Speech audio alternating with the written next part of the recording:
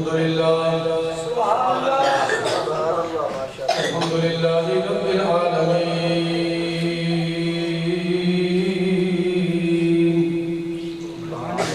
الرحمن الرحيم مالك يوم الدين والصلاة والسلام على سيد الأنبياء والمرسلين راحة العاشقين مراد المشتاقين شمس العارفين سراج الصالحين هدى للعالمين رحمة للعالمين رؤوفنا رحيمنا وكريمنا ونبينا سيدنا مولانا أحمد المجتبى ومحمد المصطفى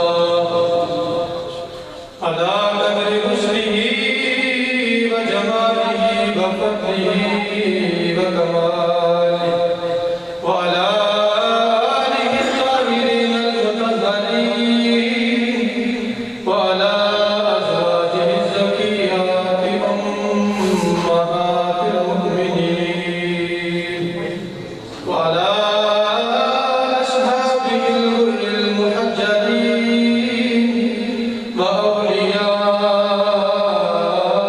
أمته الكاملين وعلماء ملته الربانيين وعشاق الصالحين إلى يوم الدين ثم بعد فأعوذ بالله من الشيطان الرجيم بسم الله الرحمن الرحيم إنا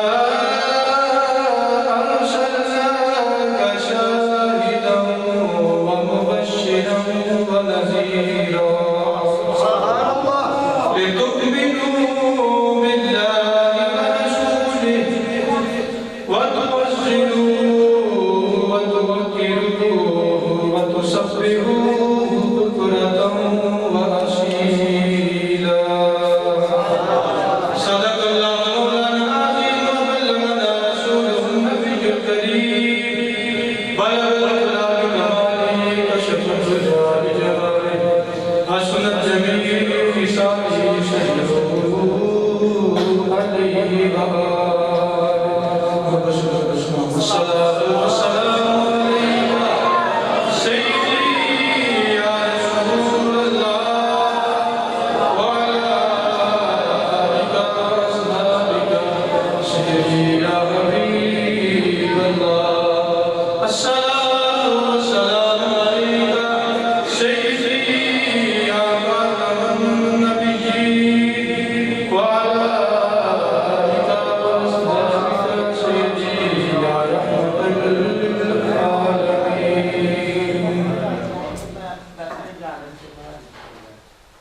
اللہ رب العزت کی حمد و ثنا اور اس کے خیر و محبوب دانے غیور سرور جہان سرنشین ماہ اللہ کے پیارے دو جہاں کے سہارے حضرت سیدنا عبداللہ رضی اللہ تعالیٰ عنہ کی آنکھوں کی دھارے سبحان اللہ آمینہ رضی اللہ تعالیٰ عنہ کے دلالے نبی پیارے ہمارے غریبوں کی سہارے احمد مصطفیٰ حضرت محمد مصطفیٰ صلی اللہ علیہ وسلم دربار غفران میں ہدیہ درود و سلام پیش کرنے کے بعد اللہ رب العزت کا بڑا شکر ہے جس نے ہمیں اشرف المخلوقات انسانی زمرے میں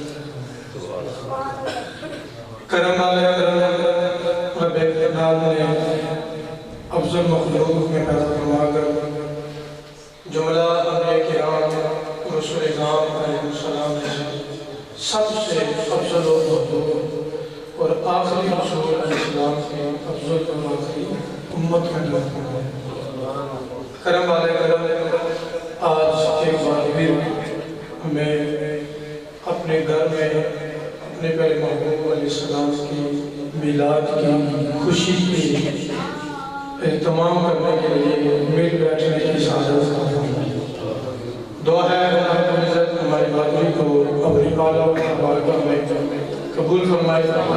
ہمارے اس محفل کی صدارت پروردگار و شکرائے سمجھدہ پیر محمد حسن گیلانی شاہ صاحب دامن برکاتہ العالیہ ہمارے ہیں. ان کے علاوہ ہمارے اسٹیج کی زینت دیگر علماء کرام سناخانہ حضرات اور اس محفل کو دن رات محنت کے ساتھ سجانے میں جتنے بھی نوجوان ان کے ساتھ بزرگ صدارت کرتے ہوئے محترم نصیر احمد عثمانی صاحب، حافظ السلام میاں محمد امجد، محمد عثمان محمد شریف، محمد مزمل، محمد زمان، اللہ خان، علی بابا، حافظ شجاعت، محمد السلام اور دیگر جتنے بھی ان کے ساتھ وقار ہیں، ان سب کے لیے یہ لمحات بڑے بابرکت ہیں، پرسعادت ہیں. ان کی محنت اور کاوش سے ہم گناہگاروں کو اللہ کے محبوب علیہ السلام کا ذکر کرنے کی سعادت حاصل ہو رہی ہے. اللہ پاک ہم سب کا اپنے کرم کا نظر فرمائے. سامنے محترم،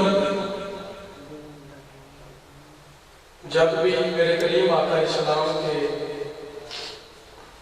میلاد مبارک کا یہ مہینہ آتا ہے، عاشقوں کی، محبین کی، ایمان کی بیٹری جو ہے وہ خود بخود چارج ہونا شروع ہو جاتی ہے.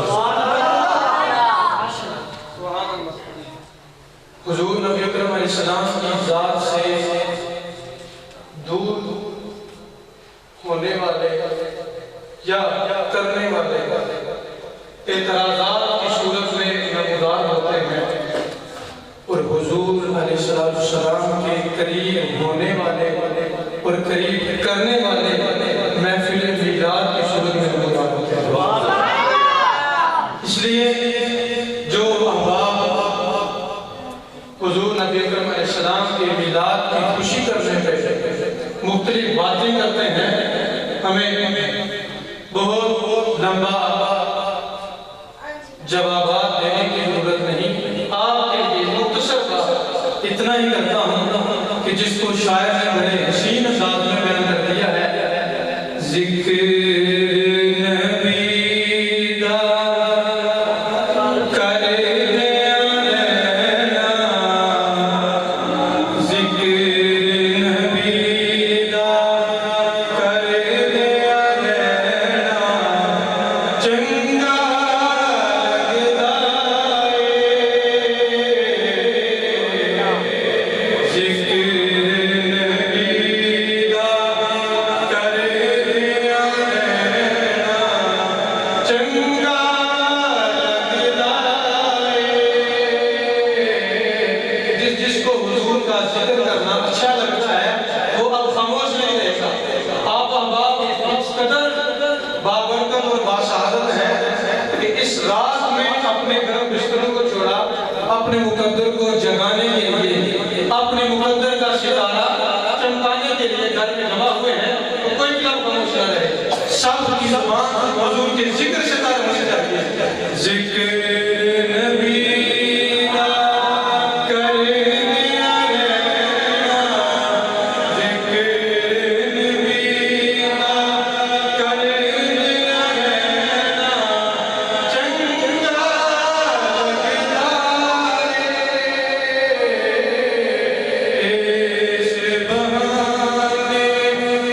رل مل گیا، اس بہانے رل مل گیا، چنگا لگدا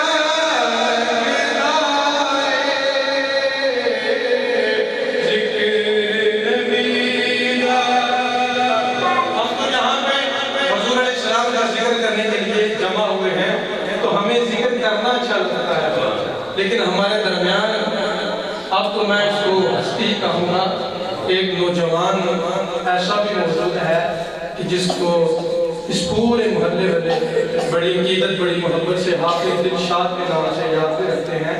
ان کی نظر اپنی محبت سے میں نے اسی مشرے میں صرف ایک دو لفظ رکھا ہے، وہ کیا دوسرے مشرے میں ہے۔ پہلا مشرا پڑھنے کے بعد پھر ان کی نظر ذکر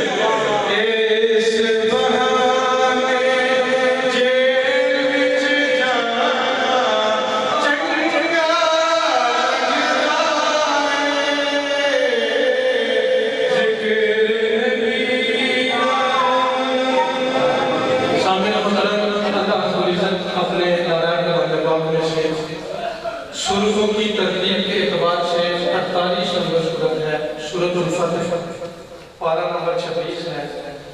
اس سورت کی آیت نمبر 8 اور 9 دو آیات آپ اس نے تلاوت کرنے کی سعادت حاصل کی ہے۔ اللہ رب العزت نے ارشاد فرمایا اِنَّا أَرْسَلْنَاكَ شَاهِدًا وَمُبَشِّرًا وَنَذِيرًا، بے شک ہم نے اے محبوب تجھے شاہد یعنی حاضر و ناظر، مبشر خوشخبریاں سنانے والا، اور نذیرہ بر وقت آگاہ کرنے والا بنا کے بھیجا۔ اس آیت کریمہ میں کتنی شامل تذکرہ ہوا؟ 3 شامل، شاہد بھی بنایا، مبشر بھی بنایا اور نذیر بھی بنایا۔ اب کتنی حسین بات ہے، اگلی آیت میں اللہ رب العزت نے بھیجنے کے مقصد بھی 3 ہی ذکر فرمایا۔ کیوں بھیجا؟ صرف اتنا ہی کہا جاتا اِنَّا أَرْسَلْنَاكَ، ہم نے آپ کو بھیج دیا، بات پھر بھی وہ غلط تھی، لیکن اللہ رب العزت کیا دستور یہ ہے کہ جب بھی میرے محبوب کا ذکر کیا جائے پھر تھوڑا سا ذکر نہ کیا جائے، ذکر کرتے کرتے کرتے کرتے ساری رات بھی گزر جائے، میرے محبوب ذکر کرتے ہونے لگا۔ تو بات أرسلناك کہنے سے بھی مکمل ہے، لیکن رب کو اتنا ہی پسند آیا بلکہ حضور کی اور شانوں کا ذکر کرتے ہوئے فرمایا شاہداً ومبشراً ونذیراً۔ اب یہ کیا ہے؟ ان ساری چیزوں کی انشاءاللہ تھوڑی تھوڑی تفصیل آپ کے سامنے رکھوں گا۔ اب اس کا مقصد کیا بیان کیا؟ لِتُؤْمِنُوا بِاللَّهِ وَرَسُولِهِ، پہلا مقصد حضور علیہ السلام کو کتنی شامل آقا فرما کر بھیجا، اس کا مقصد یہ ہے تاکہ تم اللہ اور اس کے رسول پر ایمان لے۔ سب سے پہلے مقصد کیا ہے؟ اللہ اور اس کے رسول پر ایمان لے جاؤ۔ دوسرے نمبر پہ فرمایا وَتُعَزِّرُوهُ وَتُوَقِّرُوهُ، ایمان جب لے آؤ تو پھر اس رسول کی تعظیم کرو، توقیر کرو، عزت و احترام کا ہر کوشہ بجا لاؤ۔ پھر آگے فرمایا وَتُسَبِّحُوهُ بُكْرَةً وَأَصِيلًا، اب تم آ جاؤ میری بارگاہ میں، دن رات میری تسبیح کرتے ہوئے تم گزارو۔ 3 مقصد کی ذکر ہے، پہلا ایمان لانا، دوسرا حضور کی تعظیم و توقیر کرنا، تیسرا خدا کی عبادت کرنا۔ اب بات پھر ابتدا میں لے کے آتے ہیں، اللہ رب العزت نے فرمایا اِنَّا أَرْسَلْنَاكَ، بے شک ہم نے آپ کو بھیجا۔ تو بھیجا محترم اسی کو جاتا ہے کہ جو پہلے موجود ہوتا ہے، جو موجود نہ ہو اس کے بارے میں نہیں کہا جاتا کہ ہم نے اسے بھیجا، جو موجود ہو اسی کو بھیجا جاتا ہے۔ باری تعالیٰ محبوب کو تو بھیج رہا ہے تو یہ بھی بتا دیں یہ موجود کب سے ہے۔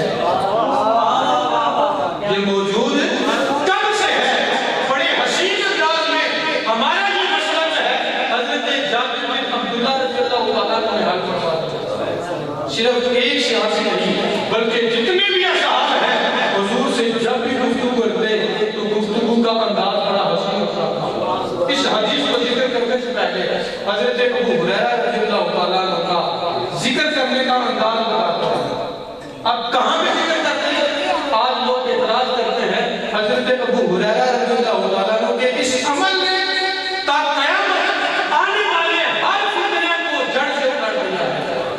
آپ لوگوں کو تلاش کرتے ہیں، کیسے لوگوں جو دیہات کے رہنے والے ہیں، قصبوں کے دور علاقوں میں، یا پھر ان لوگوں کو دیکھتے کہ جنہوں نے اللہ کے رسول کو دیکھا نہیں ہے، انہیں اللہ کے رسول کو دیکھا نہیں ہے۔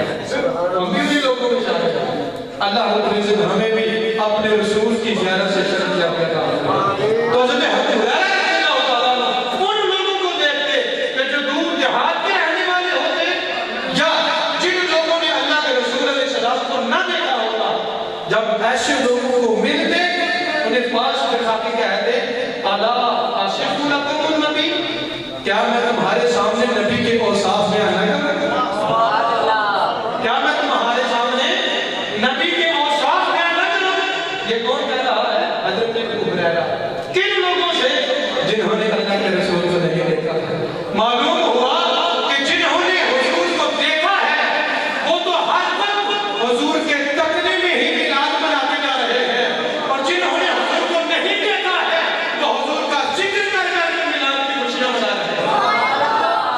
میلاد منانے کا انداز جدا ہوتا ہے، دیکھنے والا کسی اور انداز سے مناتا ہے، جس نے نہیں دیکھا ہے وہ کسی اور انداز سے مناتا ہے۔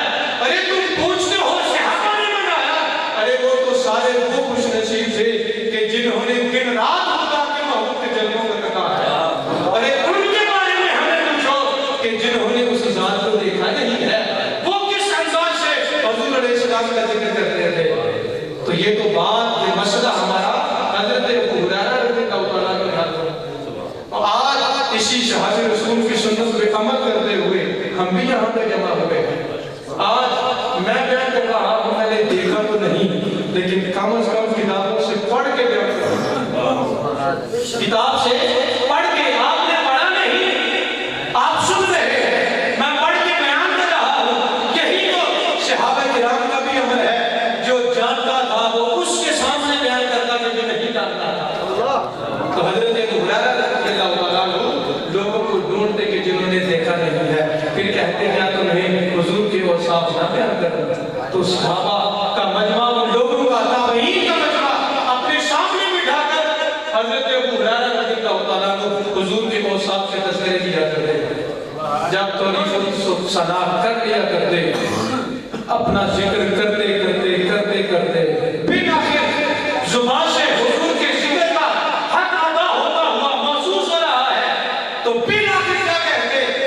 فِدًا لَهُ أَبِي وَأُمِّي، اس ذات میں میرا باپ بھی قربان ہو، میری ماں بھی قربان ہو، مَا رَأَيْتُ مِثْلَهُ قَبْلَهُ وَلَا بَعْدَهُ۔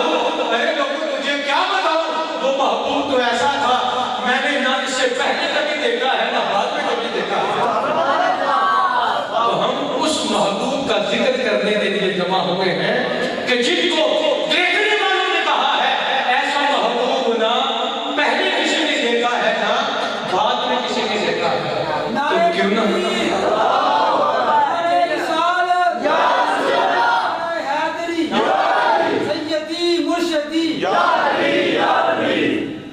تو جس چیز کو کسی نے دیکھا نہ ہو اور وہ ہو بھی بڑی اہم، تو آنے والے پھر اس کی جستجو کرتے ہیں۔ جن کے پاس موجود ہو وہ قدر کریں یا نہ کریں، لیکن اس کی اہمیت جو ہے جن کے سامنے نہیں ہوتی وہ بڑے حسین انداز میں اس کو دیکھا کرتے ہیں۔ آج تک اس دور میں اس محفل کو بڑی محبت سے سجانے والے نوجوان اہل سنت کے سرمایہ ممتاز عالم دین حضرت علامہ مولانا شیخ الحدیث خادم حسین رضوی صاحب رحمۃ اللہ تعالیٰ علیہ کو جنہوں نے دیکھ لیا ہے، وہ تو جس انداز سے مان رہے ہیں وہ تو ہم بھی دیکھ رہے ہیں۔ آنے والے زمانے میں جنہوں نے نہیں دیکھا ان کا انداز ان کو جستجو میں ڈال دے گا۔ ارے وہ کیسا تھا کہ جس کے تذکرے تم اس حسین انداز میں کرتے ہو؟ تو سامعین یہ تذکرہ خادم حسین کا ہے، تو حسین کے نانا کا تذکرہ جو کرنے والا ہے اس کا انداز کیا ہے؟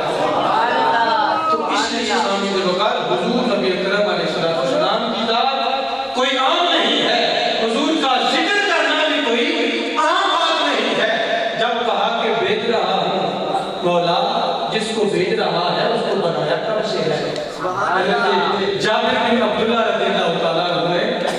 یہی مسئلہ حضور علیہ السلام سے پوچھ لیا، لیکن پوچھا بھی بڑے حسین انداز سے ہے، عام انداز میں نہیں، بلکہ کہا بے ابی انت یا رسول اللہ، بے ابی انت و امی، اے اللہ کے رسول میرا باپ بھی آپ پر قربان، میری ماں بھی آپ پر قربان۔ آپ ہمیں یہ بتائیں اللہ نے سب سے پہلے کس شے کی تکلیف فرمایا ہے؟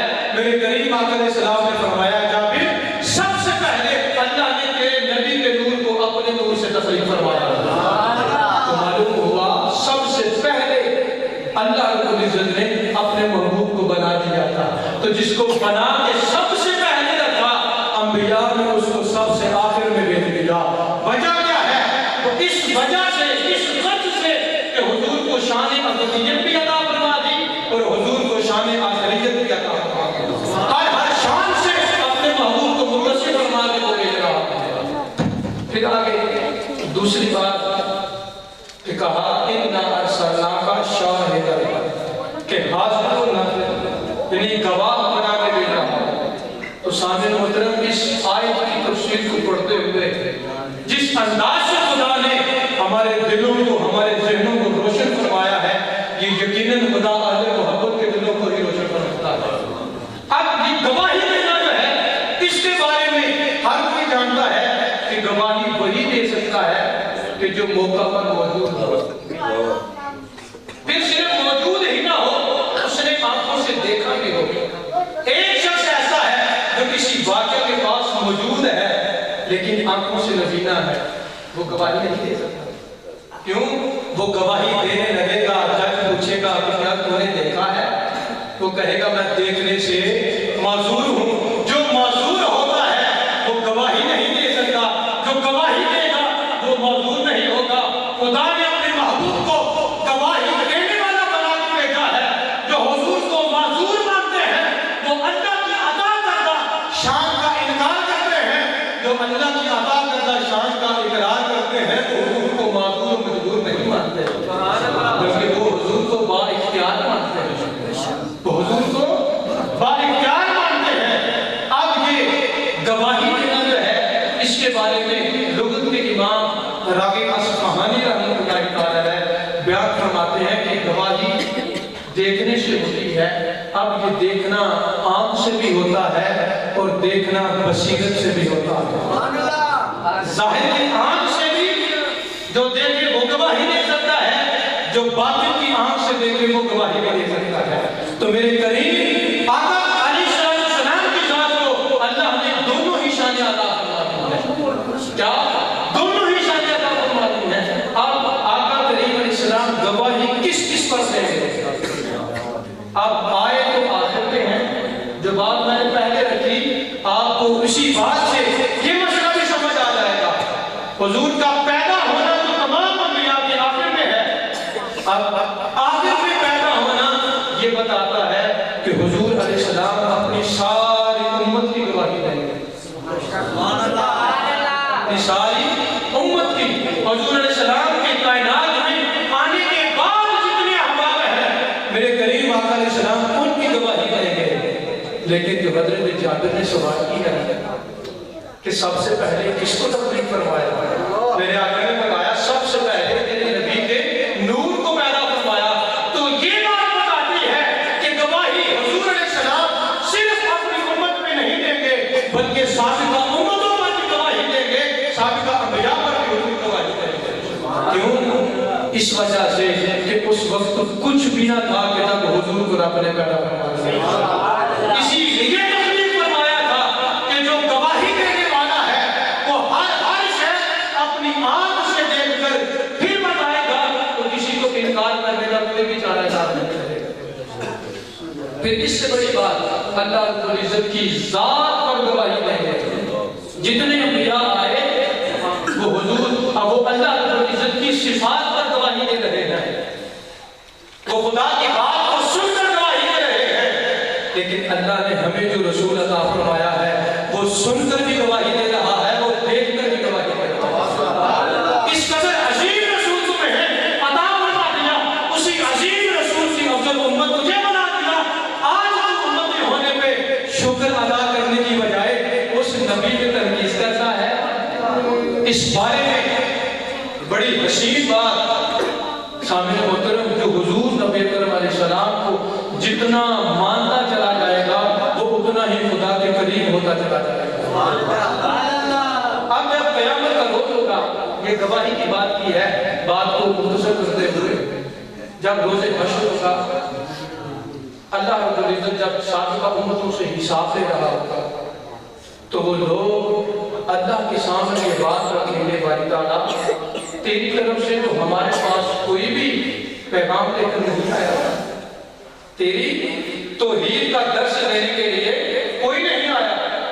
جب وہ یہ عذر رکھیں گے تو اس بات پر گواہی میں ہے اللہ کے رسول علیہ السلام دیں تو میرا رات میں کریم آقا نے سلام دیں گے۔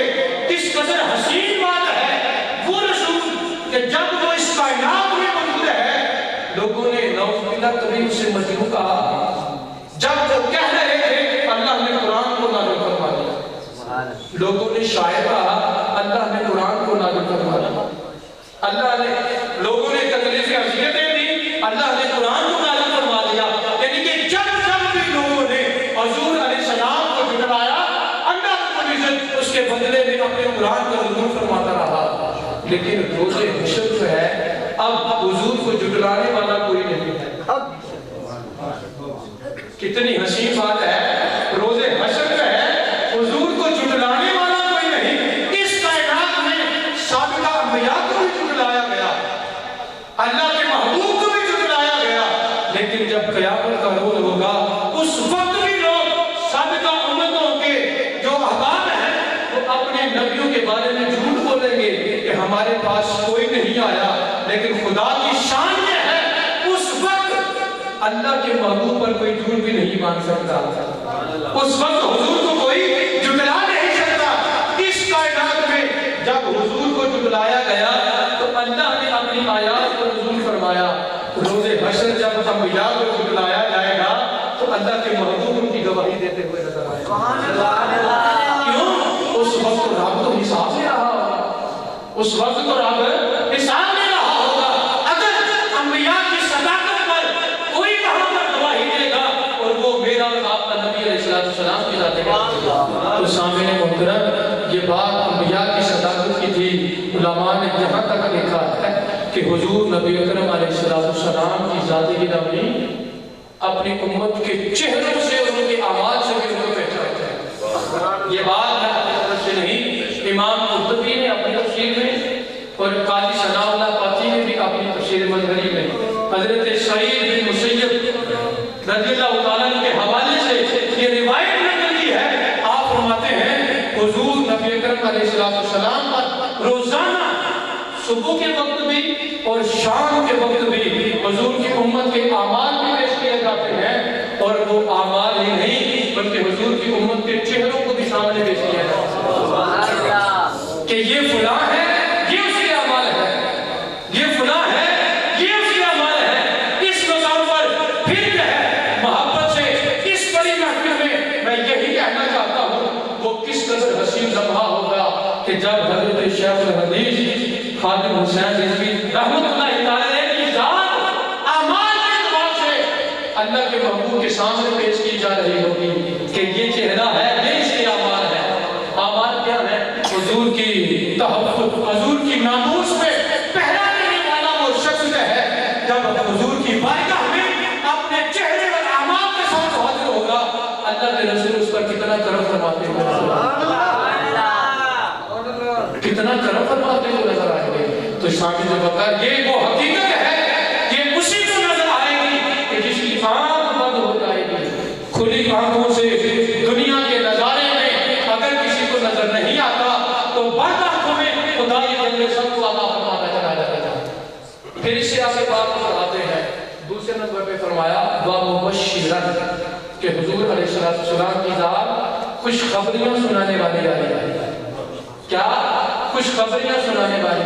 اب خوشخبریوں کی بات اگر ہم حدیث پاک کی روشنی ہے اپنے بارے میں ذرا دیکھیں تو میرے کریم آقا علیہ السلام نے بڑی عظیم بات فرمائی ہے۔ میرے آقا علیہ السلام نے فرمایا ایک بار مبارک ہو، کیا؟ ایک بار مبارک باد ہو اس شخص کو کہ جس نے مجھے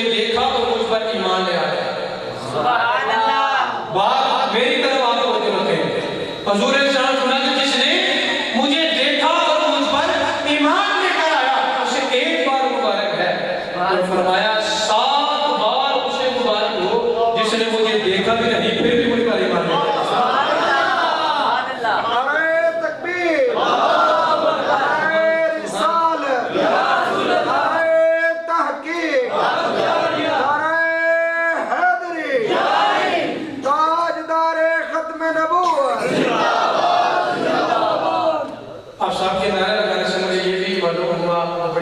اور شیئر کا بھی دروازہ کرتے رہتے ہیں.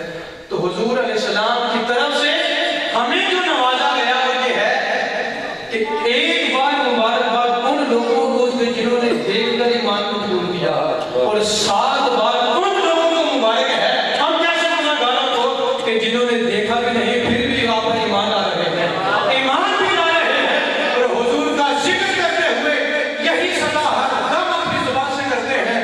ذکر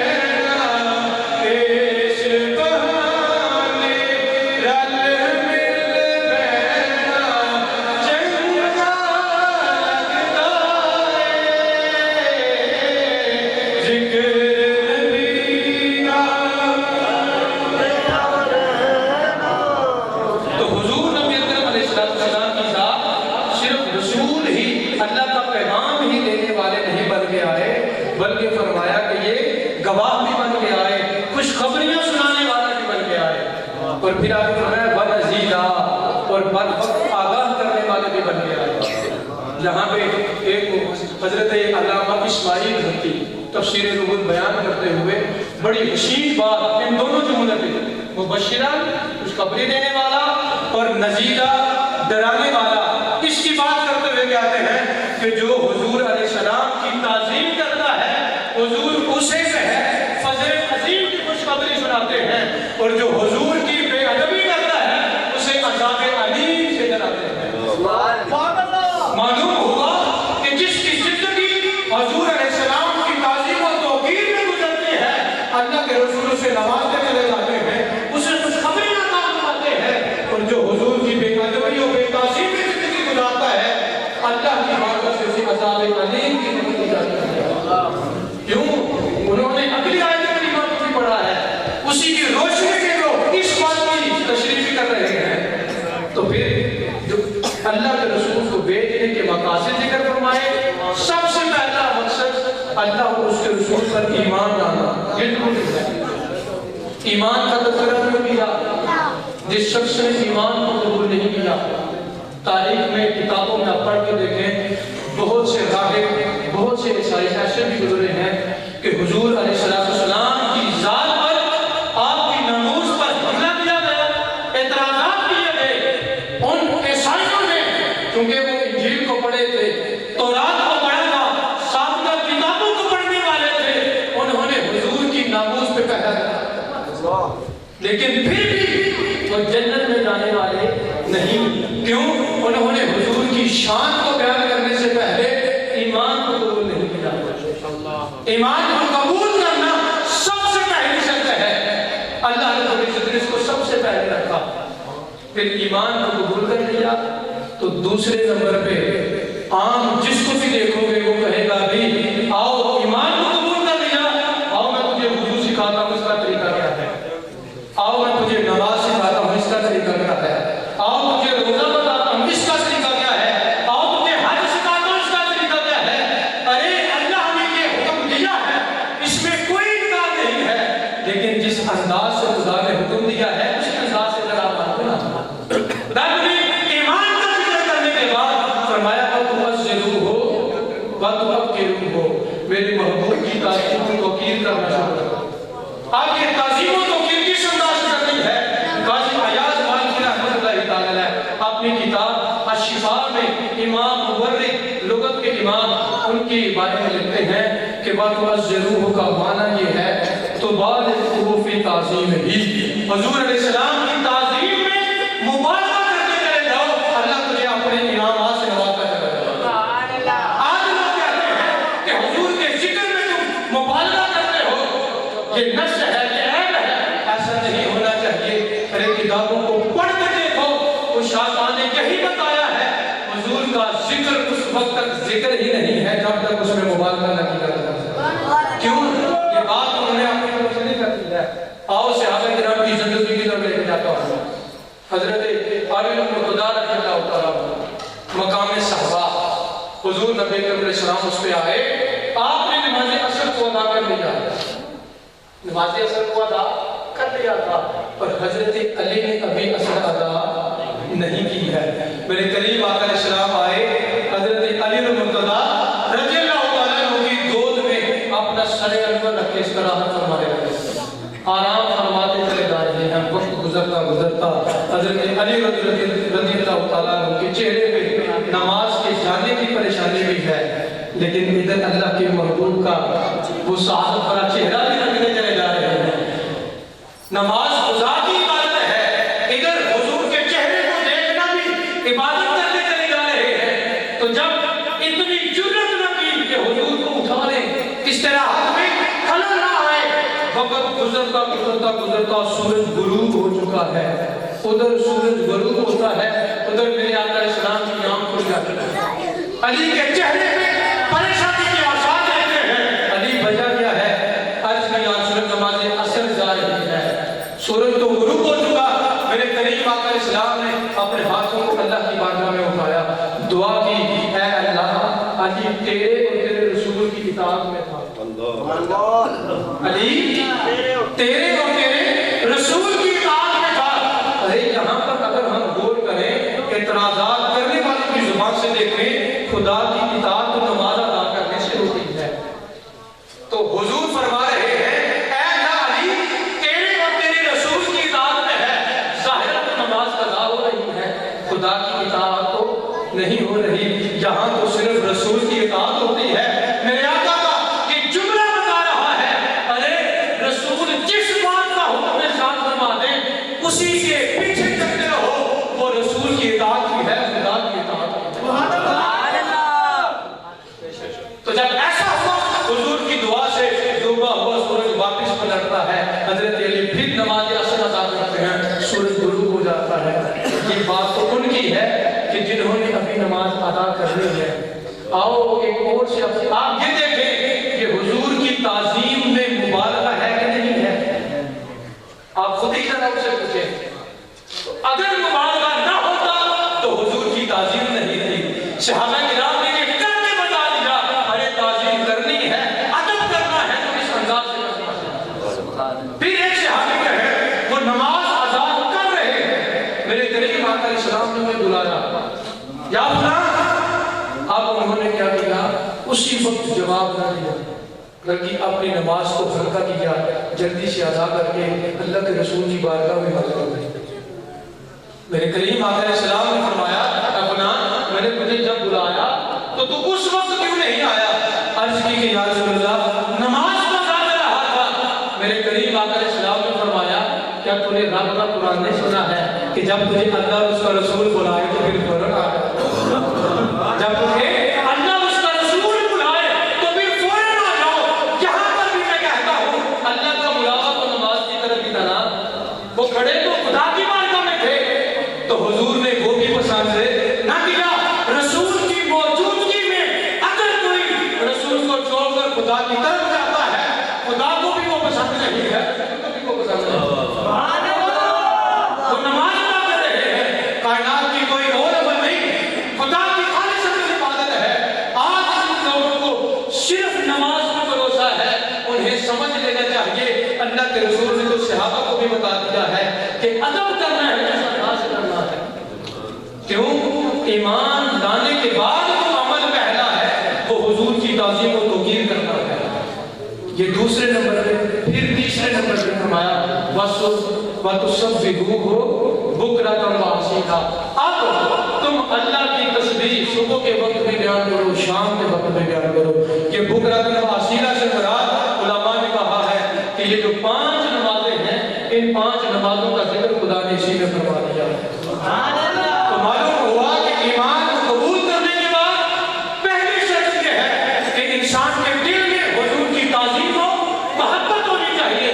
جب یہ محبت و تعظیم اس کے دل میں ہوگی، اسی محبت کو لیے ہوئے وہ خدا کی بارگاہ میں کھڑا ہوگا، خدا اسے نماز کی معراج عطا فرمانا چاہتا ہے۔ لیکن اگر تعظیم و محبت دل میں نہ ہوگی، ساری زندگی بھی نماز ادا کرتا رہے گا، خدا کو ان نمازوں کی ضرورت نہیں ہے، خدا کو اس عبادت کی ضرورت نہیں ہے۔ وہ تو بس نماز بھی ادا کرواتا ہے۔ کس طرح سے آج کوئی اپنی مرضی سے نماز ادا کر لے، ساری زندگی وہ سجدے میں اپنا سر رکھے، کہے کہ میں نے تو نماز ادا کر دی، وہ اس کی نماز نہیں ہوگی۔ نماز کے بارے میں بھی بخاری شریف کی کسی بات ہے، میرے قریب آقا اسلام نے فرمایا صلو کما رأیتمونی اصلی، ارے نماز پڑھو اس طرح سے کہ جس طرح تم مجھے دیکھتے ہو میں نماز پڑھ رہا ہوں، یعنی کہ مجھے تک جب نماز ادا کر کے چلے جاؤ۔ تو جو تکنے کو چھوڑ کر صرف نماز کی بات کرتے ہیں، انہیں سمجھ لینا چاہیے وہ حقیقت میں قرآن کو بھی چھوڑ رہے ہیں، اللہ کے رسول کے فرمان کو بھی چھوڑتے چلے جا رہے ہیں۔ تو اس لیے ساتھ بقا کے حضور علیہ السلام کی میلاد کی محفل میں بڑے مختصر انداز میں حضور علیہ السلام کا ذکر کر کے آپ احباب تک چند باتیں پہنچانے کی کوشش کی ہے۔ اللہ تعالیٰ کی بارگاہ میں دعا ہے خالق کائنات ہم تینوں کی یہ حاضری قبول فرمائے، تمہارے